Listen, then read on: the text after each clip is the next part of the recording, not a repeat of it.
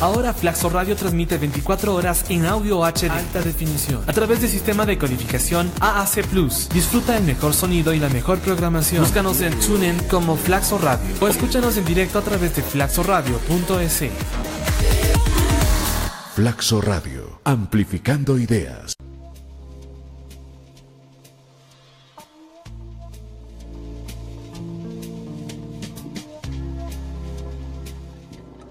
En el día de hoy del año 2010 se abrió en Buenos Aires el debate público sobre el proyecto de legalización del matrimonio homosexual.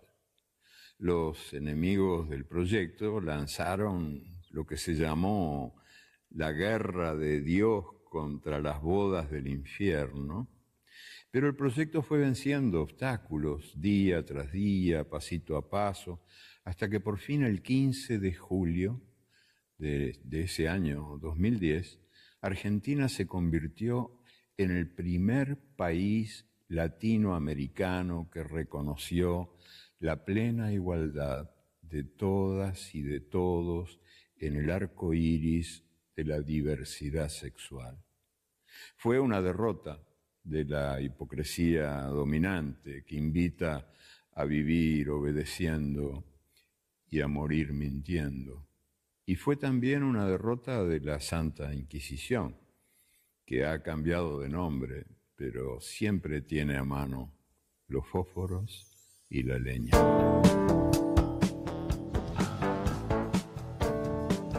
Esto es Estereotipas, un programa donde no se estereotipa a nadie.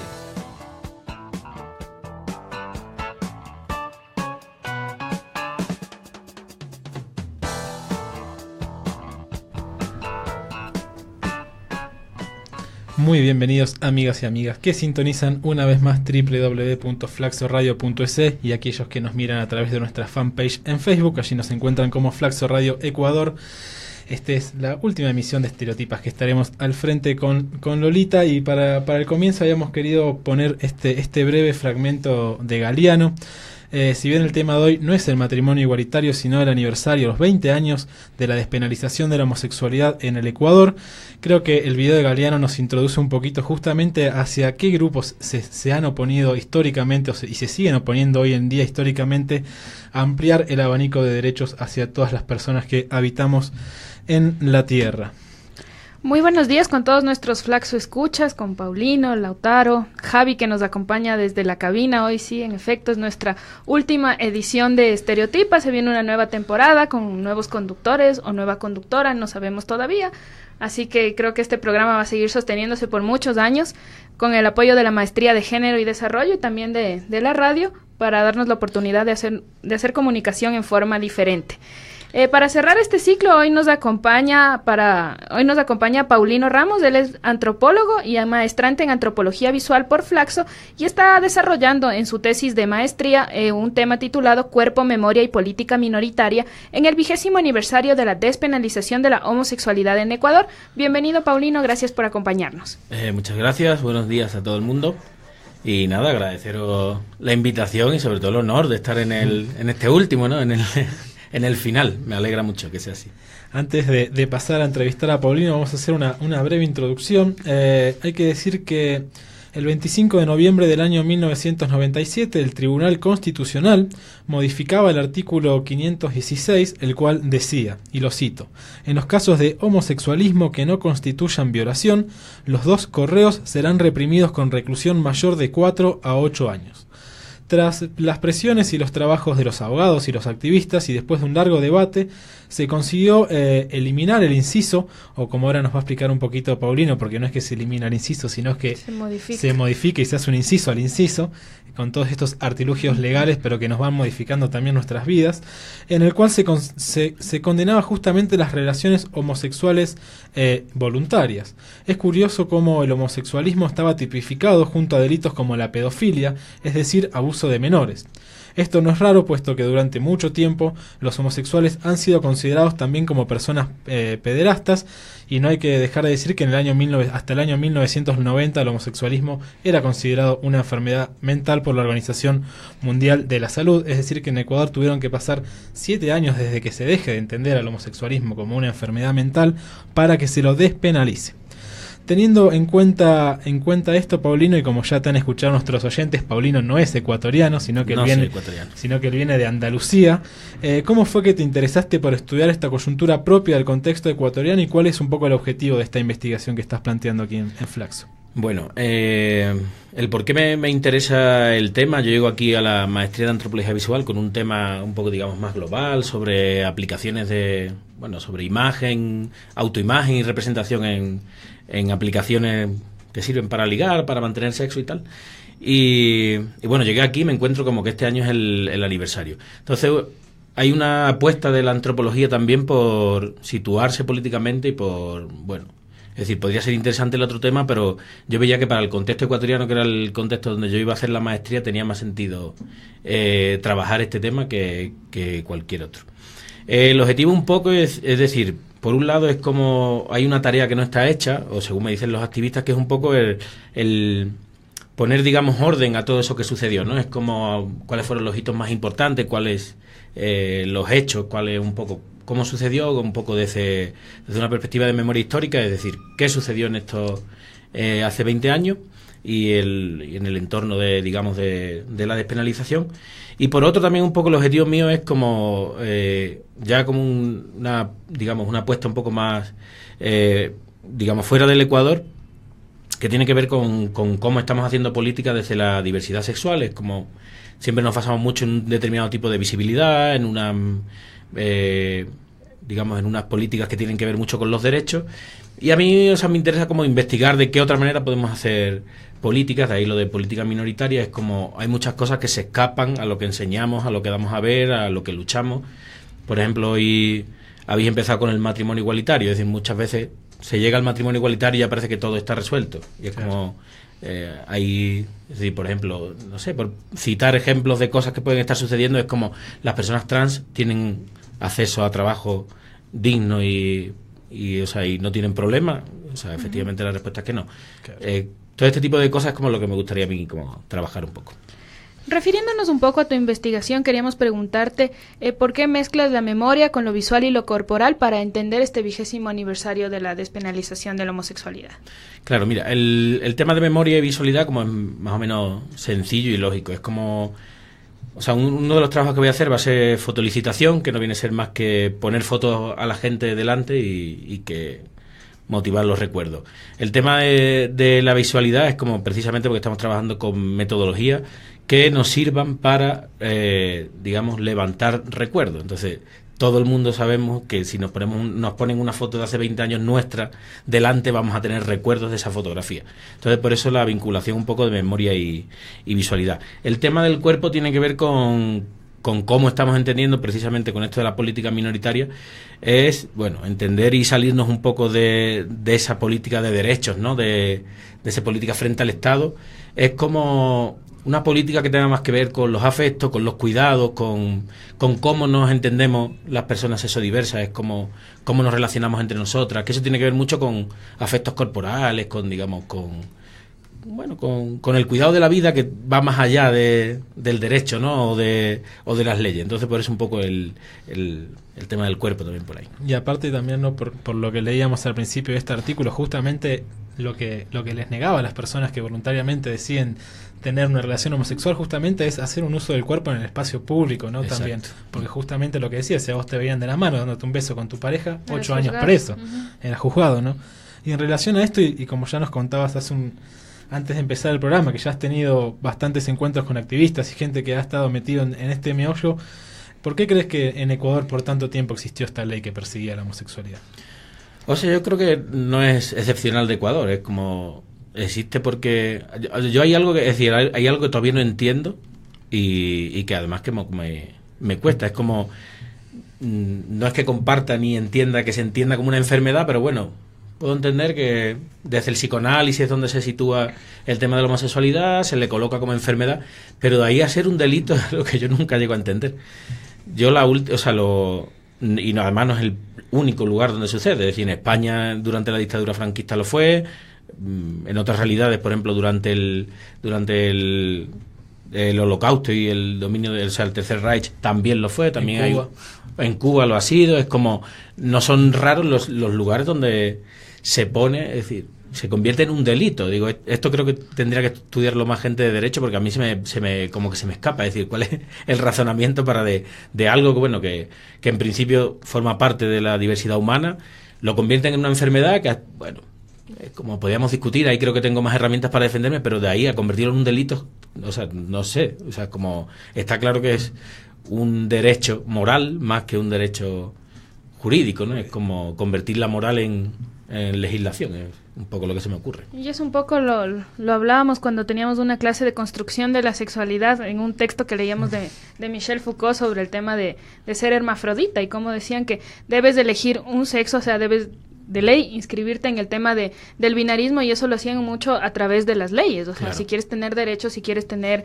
servicios, acceso a servicios, tienes que inscribirte dentro de un sexo, sea hombre o sea mujer. Ajá. Netamente. Exacto. Y cosas que Foucault las hablaba en el siglo XVII, siglo XVIII, curiosamente se repiten, ¿no? Y es importante el cambio que se ha hecho, pero creo que también nos enfrentamos a una avanzada bastante peligrosa también, no solo para los estudios de género, sino que también persiguen a los colectivos y a las minorías que hemos sido perseguidas históricamente. Ajá.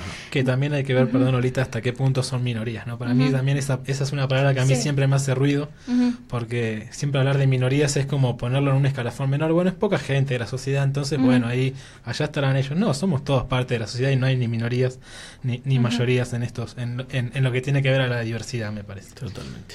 Queríamos preguntarte referente al tema de la ley, aunque pueda parecer una pregunta muy obvia, ¿qué significó para las personas, para los colectivos, el tema de modificar o hacer el inciso en el artículo 516 a nivel histórico, y en la actualidad también en el tema de poder circular por la calle, o sigue existiendo el tema de ser perseguidos? Implícitamente, ¿existe o no esa modificación en la ley?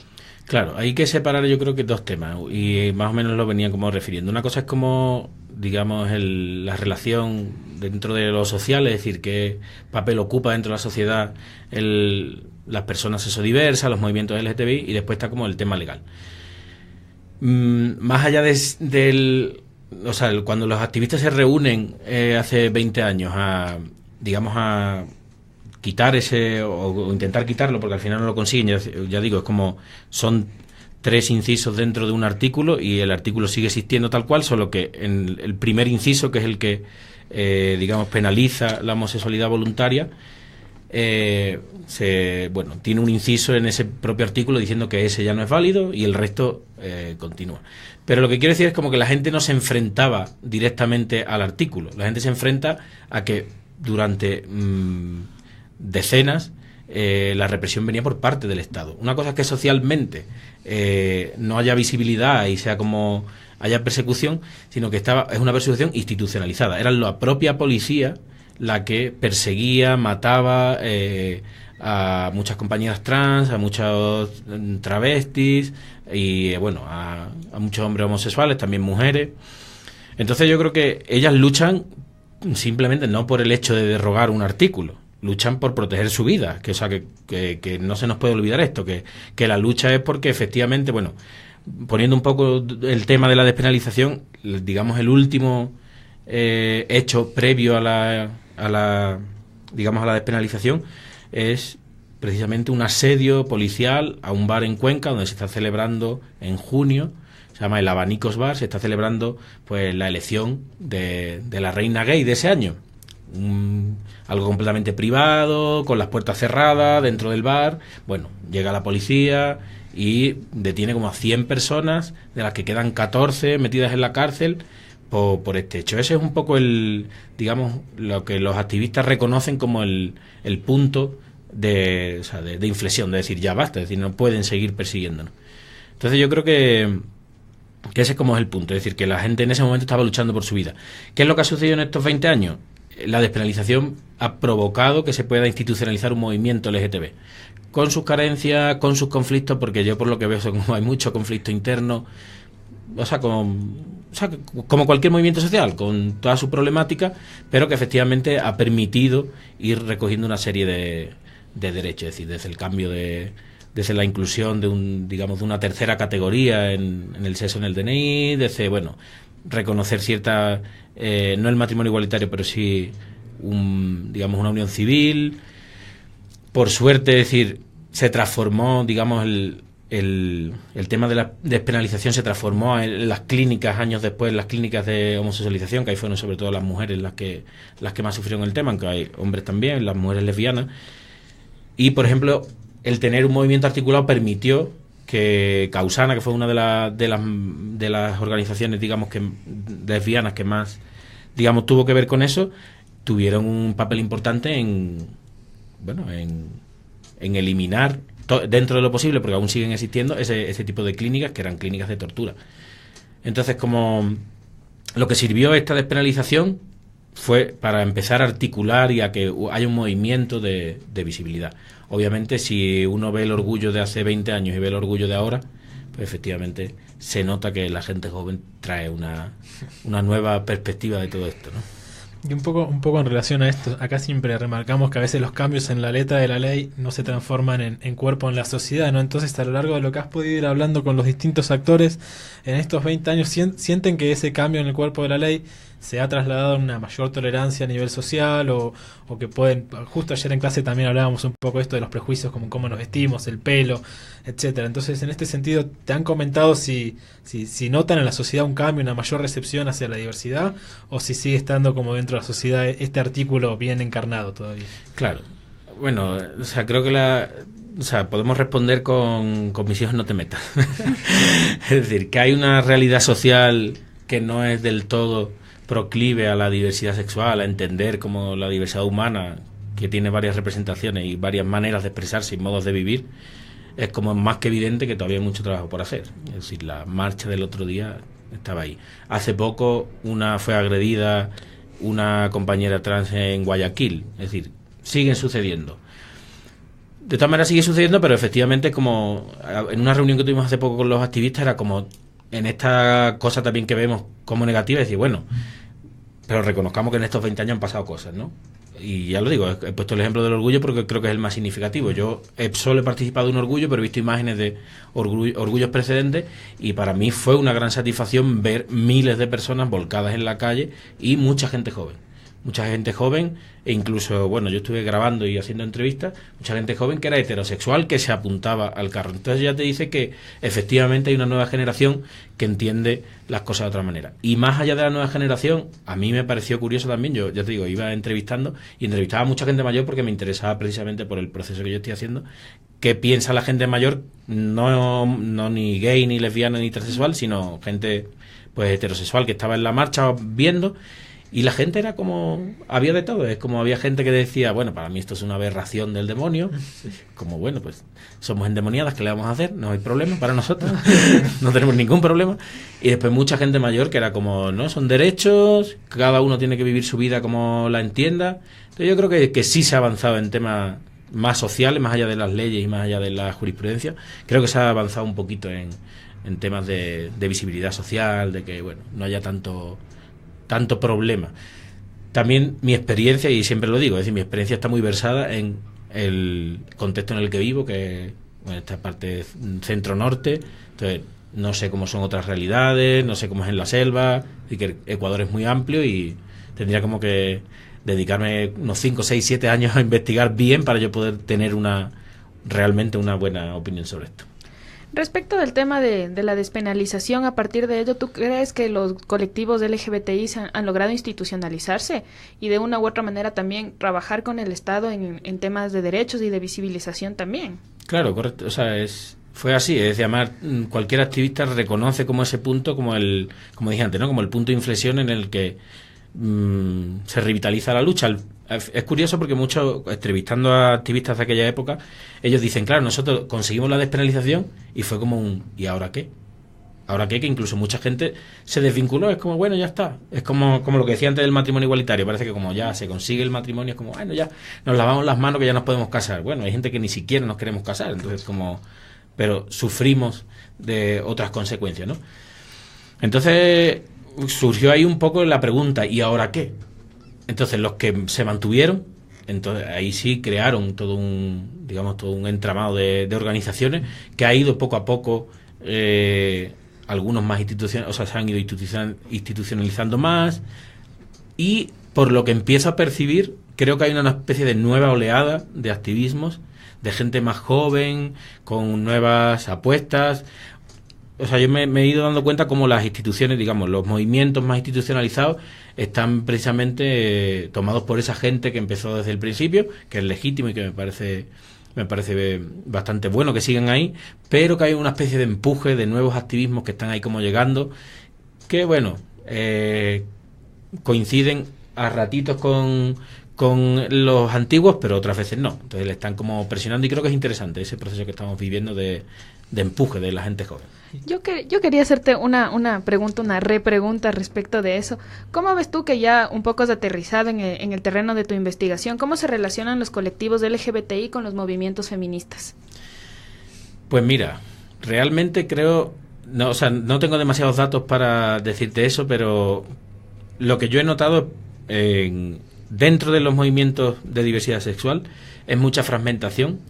O sea, las trans van por un lado, las lesbianas van por otro, los gays van por otro. Es decir, como ya dentro de sí está como muy fragmentado. Y además dentro de cada movimiento es como muy por, digamos, como por corriente. Es decir, una corriente que tiene más...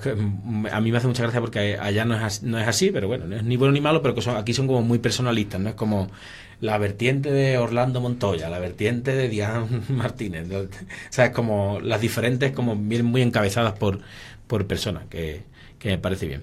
Eso por un lado. Por otro, creo que las lesbianas han tendido aquí a irse hacia el feminismo, cosa que me parece muy legítima y muy provechosa, porque es decir, la lucha de las mujeres tiene que ver con una lucha de la mujer también muy diversa, y eso es chévere entenderlo así.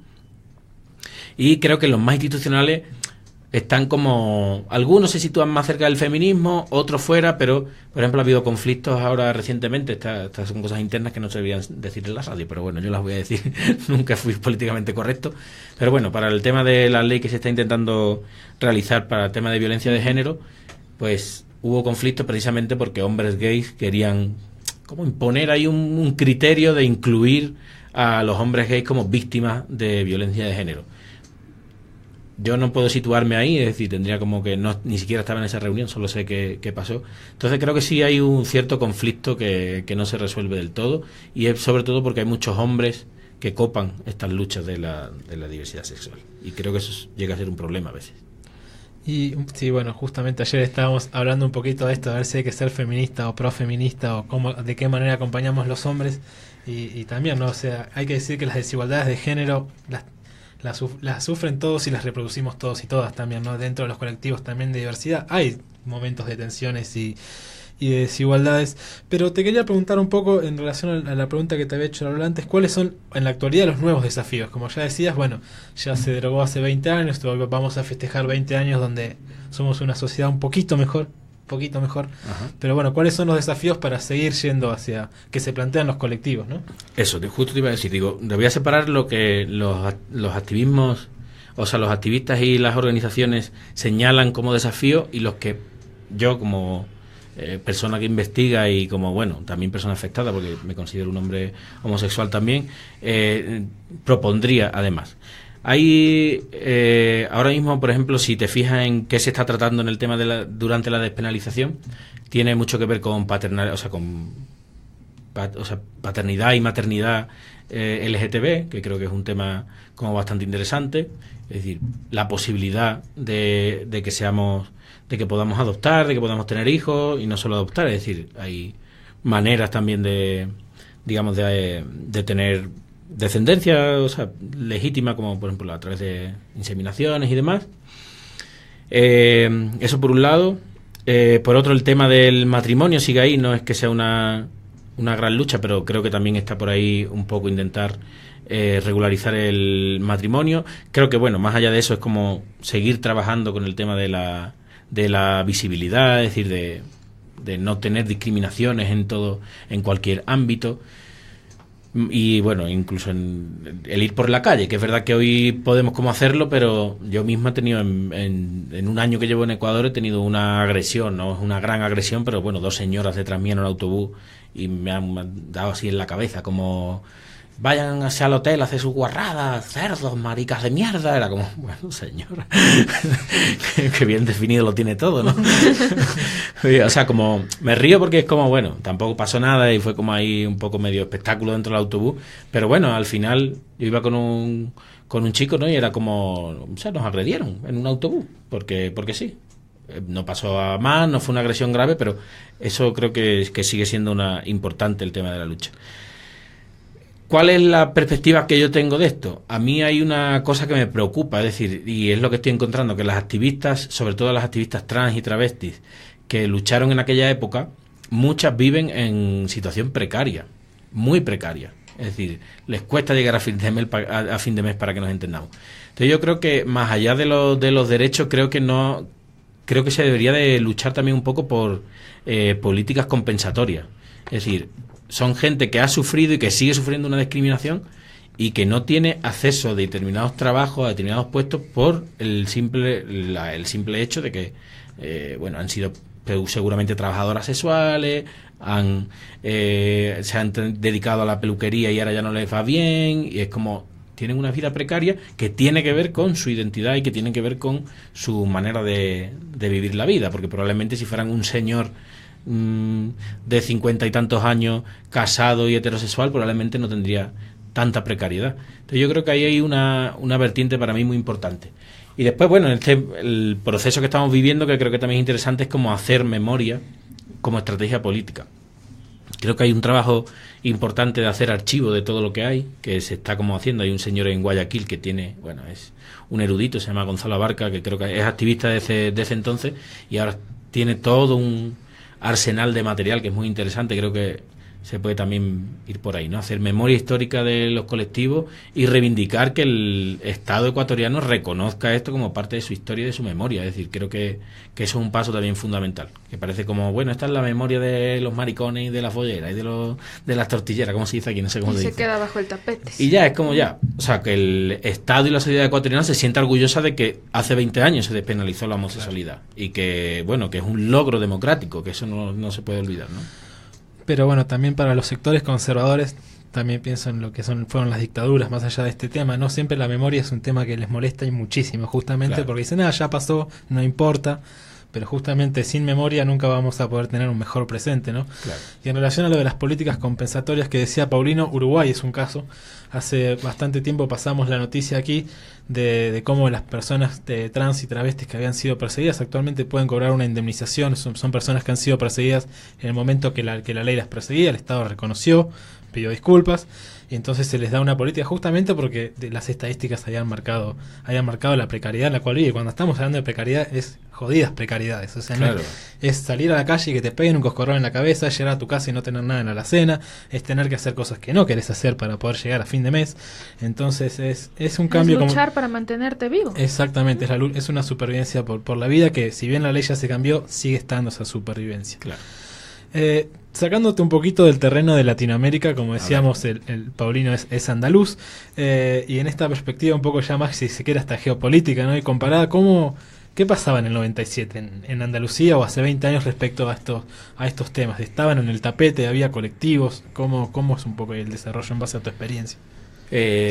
Bueno, antes de comenzar, antes de responderte, decir que efectivamente, como soy andaluz, siempre hablo desde o sea, como que no soy ecuatoriano y por tanto lo que sé es lo que me han ido contando y tampoco tengo datos, que entender que si cometo algún fallo, que todo el mundo me perdone y como hago lo que puedo, ¿no? Intentando enterarme, y que bueno, que es como difícil también sin ser del contexto.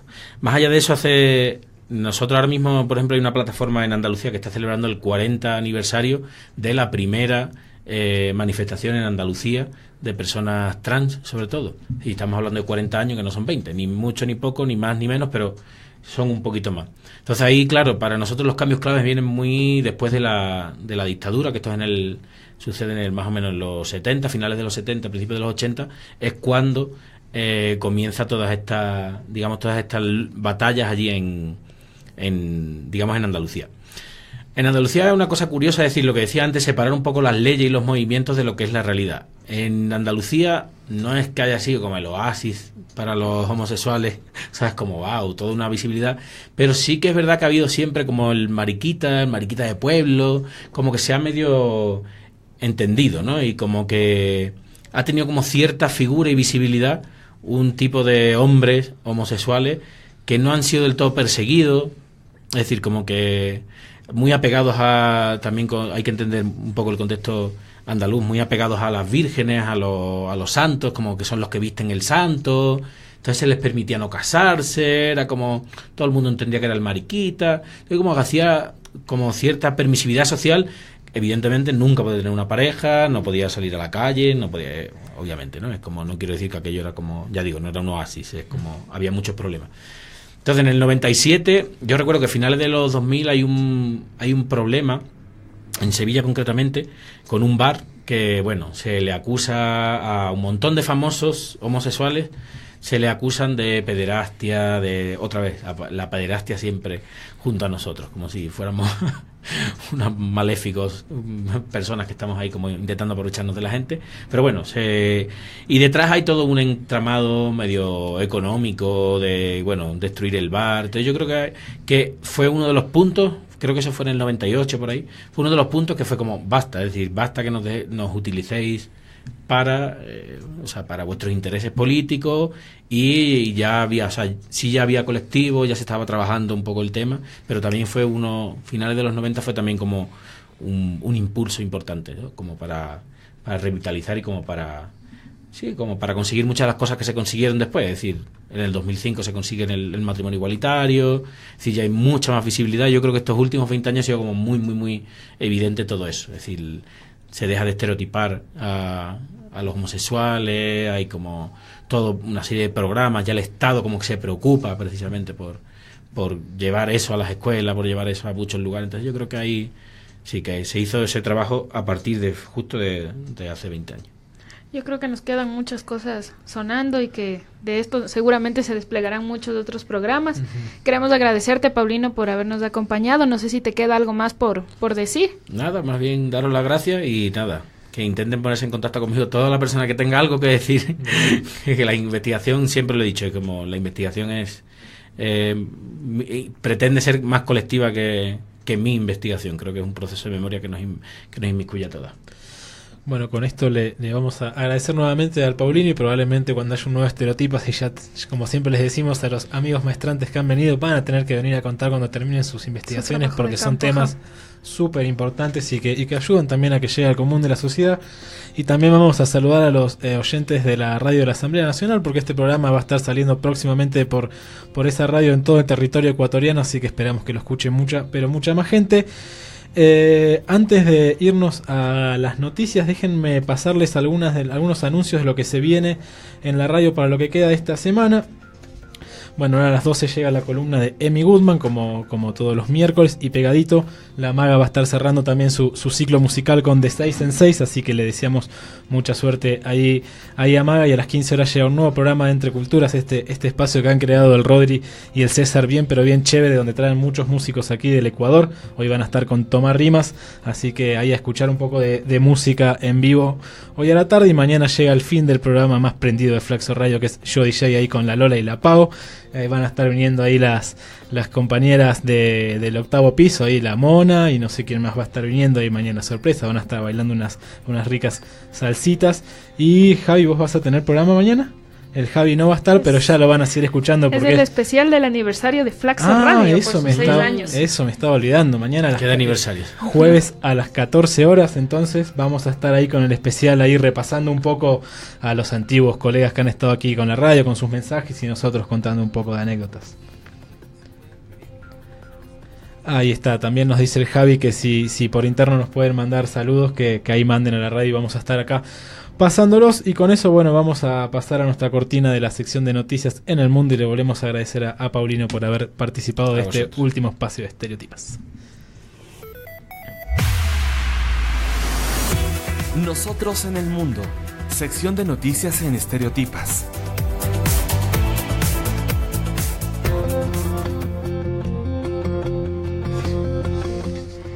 Iniciamos este segmento contándoles que en México ocurren 7 de los 12 asesinatos de mujeres que diariamente se registran en América Latina, de acuerdo con el Observatorio de Género de la Comisión Económica para América Latina y el Caribe, CEPAL, que para el caso mexicano se basa en los registros de defunciones que reporta el Instituto Nacional de Estadística y Geografía, INEGI. Según los datos del instituto, de enero de 2015 a diciembre de 2016, se registraron un total de 5.118 defunciones femeninas por homicidio. En el mismo periodo, sin embargo, el Censo Nacional de Procuración de Justicia Estatal del INEGI reportó un promedio de 700 averiguaciones por feminicidio en el país. Es decir, que el reporte de feminicidio significa solo el 13.6% del total de homicidios de las mujeres en el país. La amplia diferencia entre las cifras de homicidios de mujeres en el país y el registro de feminicidios nos muestran los problemas que derivan de la acreditación del feminicidio como un tipo penal autónomo. Sin duda, pero también cuenta las carencias en los órganos de procuración de justicia para el registro administrativo de los asesinatos de mujeres por razones de género, explicó Elsa Conde Rodríguez, directora general del Programa de Asuntos de la Mujer e Igualdad entre Mujeres y Hombres de la Comisión Nacional de Derechos Humanos en México. A continuación vamos a pasar a una breve noticia de Argentina. Adolescente de 15 años interrumpió de manera insegura su embarazo. Esto ocurrió en un pueblo llamado Rosario de la Frontera, en el noroeste argentino, un pueblito muy pero muy pequeño, el cual está muy pero muy conmocionado. Hay que decir que esta adolescente tiene 15 años, luego de quedar embarazada en un embarazo no deseado, y gracias a que al día de hoy no contamos con aborto legal y seguro, ella decidió, luego de investigar, terminó por introducirse, lo voy a decir lisa y llanamente para que la gente también tome conciencia de lo que implica no tener aborto legal y seguro.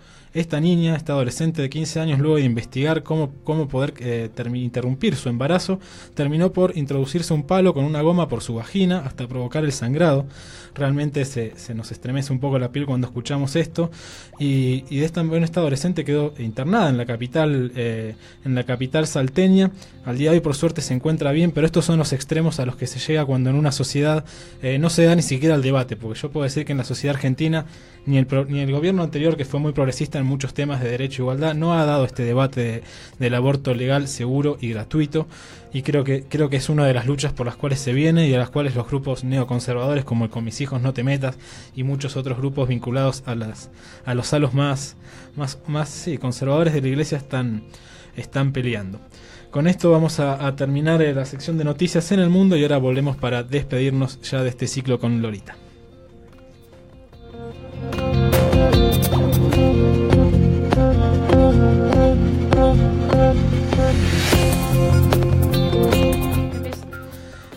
Bueno, Lolita, estamos llegando justamente ya al final de nuestro ciclo en Estereotipas. Próximamente estaremos compartiendo con el nuevo o nueva integrante de este programa, pero yo no quería dejar de decir que en este año que hemos compartido acá con Lolita hemos hecho un total de 36 programas. Hemos empezado en el programa 93 de Estereotipas y estamos terminando hoy con Paulino en el programa 129, ahí está, Ciencias Sociales, me costaba sacar la cuenta. Hemos hablado con numerosos actores sociales, gente de la academia, gente muy reconocida de la academia, pero también con activistas sociales, ahí nos manda el Javi los aplausos, de aquí del Ecuador, pero también de otros lugares de Latinoamérica. Y también agradecerle ahí a la Lola por este año de compañía que fue muy pero muy chévere. He aprendido mucho de la Lola. También del Javi, que está ahí en los controles, que es el hombre pulpo, el hombre radio, que todo lo puede con esos botones. Y no sé, Lolita, si quieres decir algo. Sí, bueno, creo que se viene el momento nostálgico de Estereotipas, ¿no? Agradecerle al Javi, al hombre radio, al Lauti, porque ha sido chévere compartir con él. Creo que hemos demostrado durante este año que sí se puede trabajar en equipo, que se pueden hacer las cosas bien, que uno tiene la capacidad de aprender mucho de la otra persona. Así es que lo mismo, amigo, aprendí un montón. Creo que nos vamos a extrañar en el espacio de Estereotipas. Y nada, desearles la mejor de las suertes a la persona que ocupe este lugar. que los medios de comunicación están para eso, para mostrar la realidad desde todas sus aristas, y creo que un proceso de militancia política bien clave es aprender a leer justamente esa realidad, aprender a hacer noticias desde otro ángulo. Creo que yo llegué acá teniéndole cierta distancia a la radio, porque no me gustaba, no la había hecho, había trabajado en otros medios de comunicación, pero creo que me voy de acá convertida en otra persona, porque cuando pasas por la maestría de género y tratas de llevar los conceptos de la maestría de género, que muchas veces a la gente le cuesta trasladarlo, y a nosotros también, que en el hecho de estudiar sí lo hemos cotidianizado mucho, pero creo que eso es lo que hemos tratado con el Lauti, de aterrizarlo mucho a la vida cotidiana y tratar de desnaturalizar las prácticas que continuamos repitiendo. Entonces eso, nada más, y gracias por habernos acompañado con su sintonía en este año. Y bueno, y saben, y como es el último programa, nos vamos a despedir con un videoclip y un tema bien arriba. Esto es Miss Bolivia, Ali Guagua desde México y Rebeca Lane desde Guatemala, Miss Bolivia desde Argentina. El tema se llama Libre, Atrevida y Loca, así que ahí nos vamos un poquito bailando y bueno, nos volvemos a encontrar próximamente en algún espacio del mundo radial. Chao.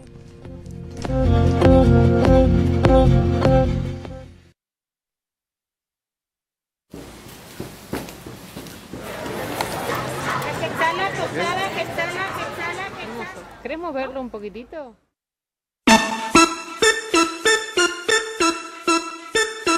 Está todo ok. Rebeca Lane, Miss Bolivia, con Ali Guagua, con el chess, ok, original, carnalas. Y se me nota la lengua veloz de entrada, la combinación fatal, no queda nada.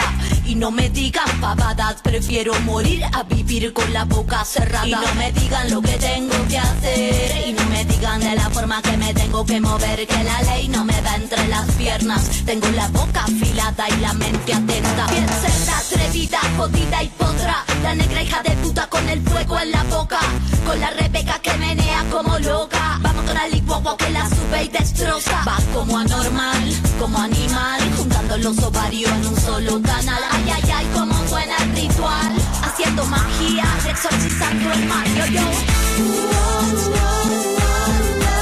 Libre, atrevida y loca. Y con el fuego en la boca.